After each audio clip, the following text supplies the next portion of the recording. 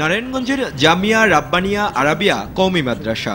দেশের বিভিন্ন জেলা থেকে আসা 4 শতাধিক শিক্ষার্থী এখানে পড়াশোনা করেন, যাদের বেশিরভাগই লিল্লা বোর্ডিংয়ে থেকে বিনা খরচে পড়েন।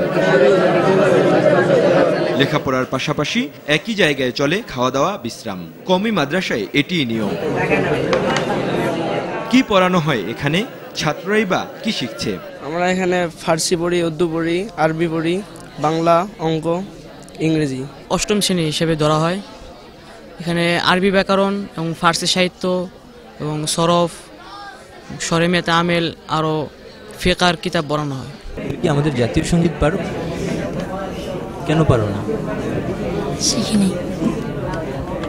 ওদের মাদ্রাসায় কি পড়ানো হয়? এখানে পঞ্চম শ্রেণী পর্যন্ত নিজেদের তৈরি বাংলা, ইংরেজি, অঙ্ক সহ অন্যান্য বই পড়ানো হয়।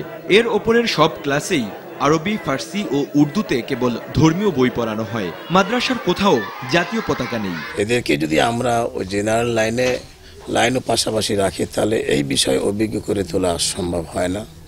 এই কারণে আমরা ক্লাস 5-এর পরে আর আমরা ওই দিকে যাই না। জাতীয় পতাকা আমরা বিভিন্ন দিবসে আমরা উত্তোলন করি, সবসময় উত্তোলন করা হয় না। এটা আমাদের কওমি মাদ্রাসার পক্ষ থেকে, যেটা বোর্ড আছে, বোর্ডের পক্ষ থেকে এমন কোনো নির্দেশনা নেই। পাশের জামিয়াতু ইব্রাহিমেও একই অবস্থা। পার্থক্য কেবল শিক্ষার্থীদের সঙ্গে কথা বলতে না দিয়ে বক্তব্য দিলেন নিজেই। নবীর যত উম্মত মুসলমানরা আছে, এদের ভিতরে আমাদের সীমাবদ্ধ। এদেরকে কিভাবে দিনের লাইনের এই কাজ, আখেরাতের লাইনের কাজগুলো শেখানো যায়, করানো যায়, এটাই আমাদের উদ্দেশ্য। আমরা জাতীয় পতাকা দিই, রেগুলার রাখা না, একটা জিনিস রেগুলার থাকেও না। তো এ ব্যাপারে বেফাকুল মাদারিসুল আরাবিয়া বোর্ডের এই সহকারী মহাপরিচালক জানালেন, তাদের উদ্দেশ্য কেবল ধর্মীয় শিক্ষা দেয়া।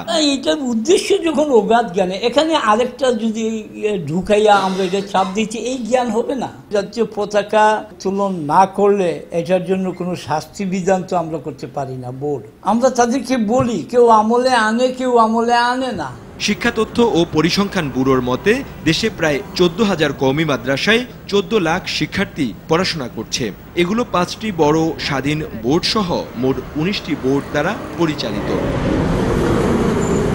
বিশিষ্ট এই শিক্ষাবিদ বললেন, মাদ্রাসা শিক্ষাকে মূল ধারার বাইরে রেখে রাষ্ট্রের সামগ্রিক উন্নয়ন সম্ভব নয়। এটা তো কোনো মঙ্গলজনক হচ্ছে না, এবং এখানে যারা তৈরি হচ্ছে তারা কিন্তু উৎপাদনে ভূমিকা রাখতে পারবে না। তারা একটা বিশেষ ধরনের শিক্ষা পাচ্ছে, তাদের মধ্যে অভিমান তৈরি হচ্ছে যে তারা শিক্ষিত।